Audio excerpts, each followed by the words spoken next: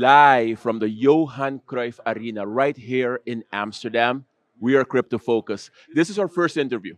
Yes. You know, they always say leave the best for last. I say no. Start with the best. Start with the most impactful person you could get. Start with them as the first interview because it sets the tone for everything you do. And this is Dutch Blockchain Week.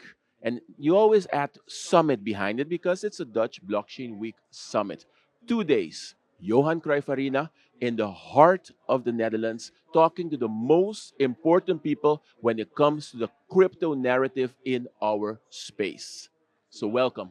Welcome back to our channel. You know what to do. Help us keep making these videos. Share this video, like this video, and leave a comment. So, how are you doing today? Good. It's a little warm, but A little warm? It's not a little warm. It's very warm. And that's yeah. not something you hear very often for the Netherlands. It's No, very warm today. it is. It is. Yeah. But you're here. Yes.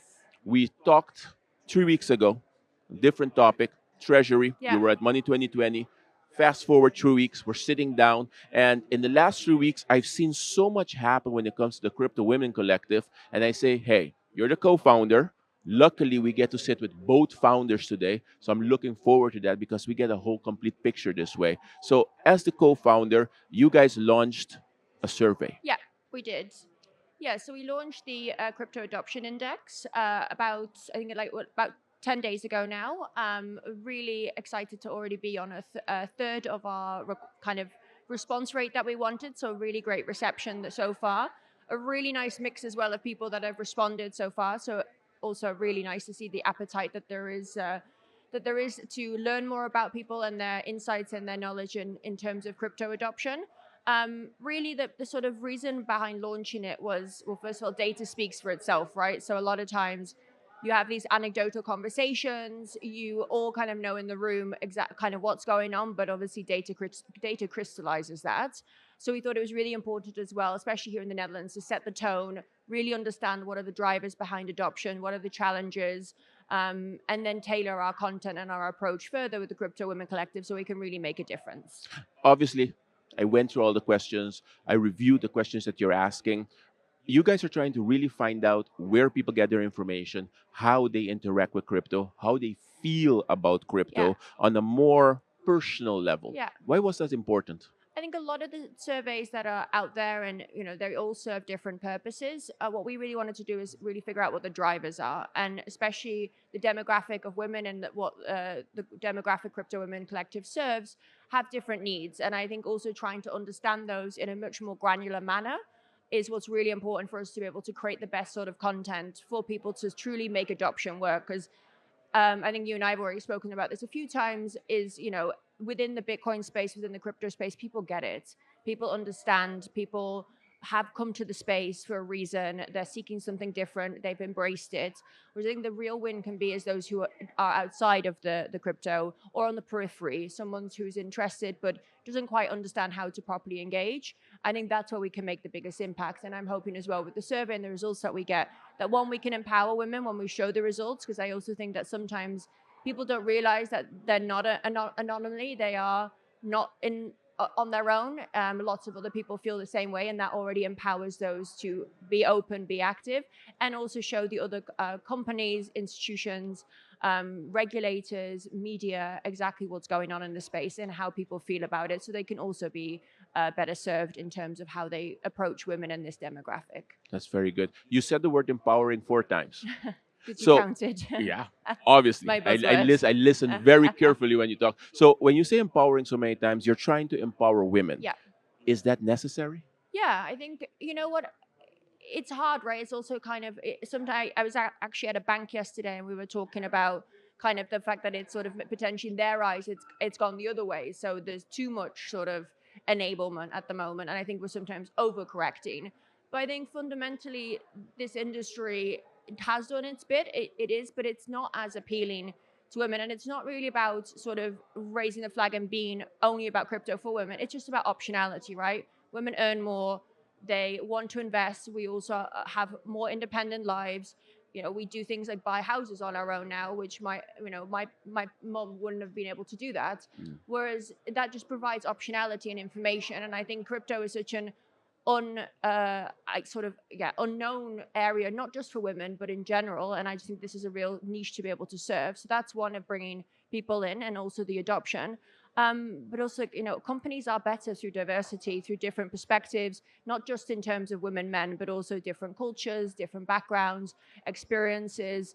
There's so many different demographics that I think could come into the space and be more fostered. So it's not just about women. Obviously, for me, that's something that I'm personally passionate about, but I think it's across all demographics that could be improved representation to make really the best possible crypto industry that we can make.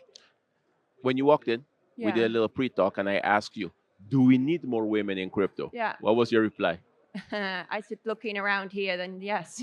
Exactly. Yeah. So and you're right. When Yeah. you look around here, it is a boys' club. Yeah. There's a lot of men. But what benefit, and in Dutch they say value add, meerwaarde, would more women in crypto bring? I think it's just different perspectives again, right? So everyone, and it's also about finding different areas of what triggers people, where adoption can go, new ideas. And like I said, it's not just about bringing women into space. I do think there should be more. I also think that having equal representation will improve the sector in general, and also its outward-facing reputation to regulatory bodies, to governments. And it is seen a little bit as a specific niche, and sometimes that's not that appealing to my Yeah. demographic. And I think that always helps, right? So yes, I represent the Crypto Women Collective, and that's something I'm personally very passionate about. But I think it's all about creating different avenues for a greater amount of diversity to come in the space, regardless if it's women or men. It's also about different backgrounds, like I said before, experiences, cultures. Anything can be improved by bringing those things together. You see it in different industries, so why not crypto?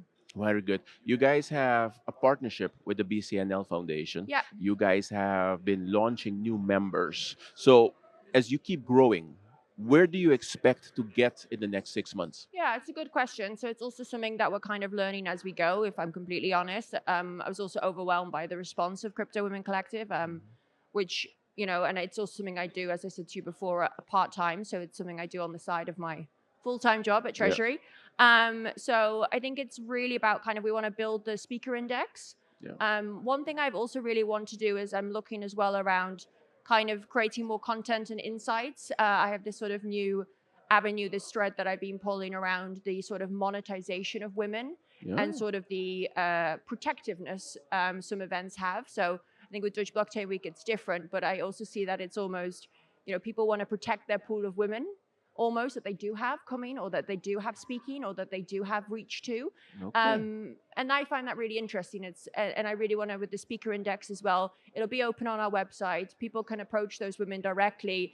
We're not sitting in between. We're not gatekeeping. It's all about access. And I find through doing the speaker index, I also have come across this. It's like, these are my women, and this is how I'm going to protect them. And you get rules like, GDPR, can't share their email. Of course, that's something to respect, but at the same time, connections can be made. And I find it quite an interesting way is when you're trying to share a larger group of community, all of a sudden people go, oh, hang on a minute. That's something that I can bring to the table. So I want to be very protective. So I think breaking through that as well with the speaker index, I find super important. So hopefully we're going to launch that over the summer. We've already been getting some really good speakers involved as well. Building our following as well, that's for us super important. So across our socials, to be able to share what we're doing. And we'll also be launching our survey results in September. So we'll be doing a lot of content around that. And then with BCNL specifically, we've launched a community drinks. So those will be on July 8th. Okay. It actually came about in a very funny way. We were all invited, the Dutch community, via the government of Malta to an event about 2 months ago. And actually, it was everyone who needed to be in the room talking. And I said to someone, I don't really understand why it's taken the Maltese government to come to the Netherlands and unite the crypto community. So that was a very low but hanging fruit of being able to bring the community together in a more casual manner, just to be able to connect and share ideas in a nice informal drink every quarter. That's very good. Talking about the speaker index, it's the bringing of women to actually enhance their voice. Yeah. Okay, so once you guys have the speaker index up ready, what are the next plans? Will Crypto Women Collective start organizing their own events? Are you going to say, hey, let's do an event that's basically catering to women with using the backing of Crypto Women Collective? Yes, I think it's sort of, I would say threefold. Is one, we want to promote these women, so their insights. I think also you do kind of get the sort of same women coming to different events, but I also think that women have a larger barrier to actually be confident enough to go and actually speak.